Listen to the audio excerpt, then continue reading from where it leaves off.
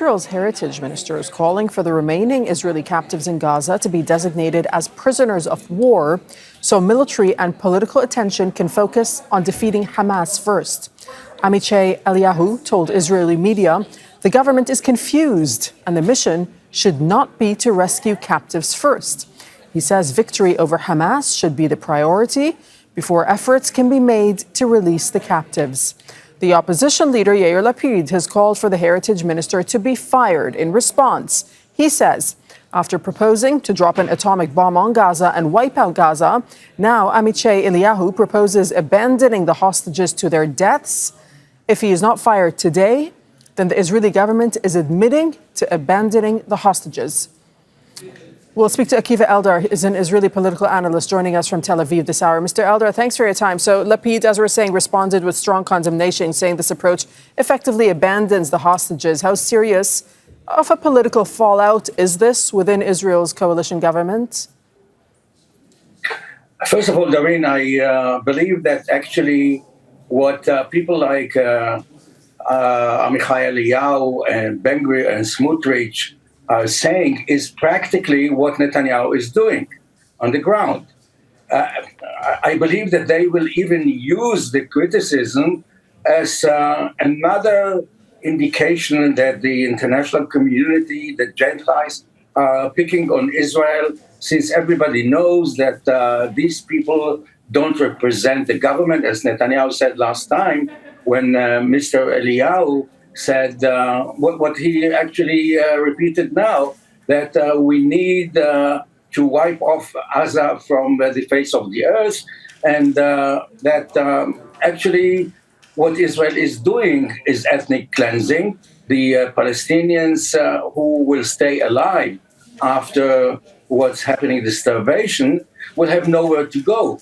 So actually, the fact that we and the media, the Israeli media, is discussing this remarks of this marginal person is distracting the attention for what's actually happening on the ground. And I'm sure that Netanyahu is happy about it. So are you saying that these comments by this minister, as well as the previous comments that he's made, you were just alluding to them. I mean, he said that Gaza should be nuked. He said Gaza will be made entirely Jewish. Do these comments represent the government's policy? And is he simply saying out loud what the others think?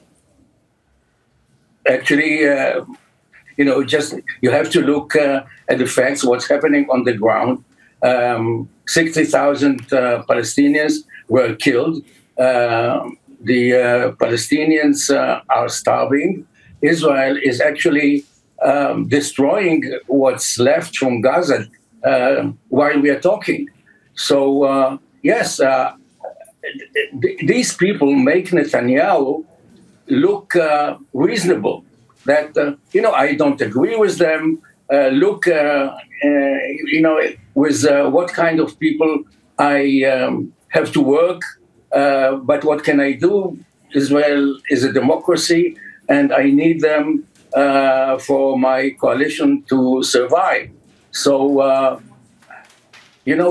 when the historian will look at what is happening now in July, August 25, they will actually say that Amichai Eliyahu was kind of an official spokesman of the Israeli government. So, but when Yair Lapid, the opposition leader, strongly condemns this, is that then, in your opinion, not significant at all? And also, surely this is not going to go down well with some in the public, the hostage families, who have been fighting for the hostages to come home. Yes, of course, Doreen. If he wouldn't have mentioned the captives and say that they are POW, that they are just prisoners of war, I believe that this would be water under the bridge. That what can you expect of those? Actually, his partner to the same radical party, who is a minister, said that October 23, October 7th, was a miracle. And there are some people in the government sitting in a cabinet who believe that what happened in this terrible day was opening a gate back to go to Gaza. Actually, they had yesterday, they had a memorial ceremony to the disengagement from Gaza and the destruction of the Israeli settlements. And actually, they are doing this also in the West Bank. They are not hiding it. They make Netanyahu look like, a policymaker, a reasonable person, but it's fake. It's Netanyahu could have, you mentioned Yair Lapid. He could have invited Lapid to his government, and he preferred to work with this kind of people. You said a short while ago that the Israeli media is covering this. How is the Israeli public viewing this? Does this risk deepening the public discontent as well as increasing the protests? I mean, as you speak to us, we're looking at the protests right now that have been taking place in Israel. Actually, the captives are a sacred cow. You don't touch them. You don't touch the families. They appear every evening in the main show on every television network. And people are demonstrating, calling to release them. But unfortunately, I read today in Haaretz that even the liberal people don't really care about what's happening in Gaza. They're not ashamed of it. And in those demonstrations that I happened to visit and to join, you don't hear much about what Israel is actually the war crimes that Israel is doing. But what he was doing, Amichai Eliyahu, he was putting his hand in the fire. And the fire is the Israeli captives, the 20 people that are still alive, and the government is abandoning them. And actually, Amichai Eliyahu has justified it. That's the whole difference between him and Netanyahu. So, but will this debate, will the debate over the war's priorities and the fate of the captives intensify going forward? Because he's clearly saying that the Israeli government should shift priorities. Yes, absolutely. And Smotrich, who is a senior minister, both a minister in the Ministry of Defense and the finance minister, just said it yesterday. He said that what he has in mind is not going back to Gush Katif, to the previous Jewish settlements that were removed 20 years ago. He said, this is too small. I want to take over the entire strip.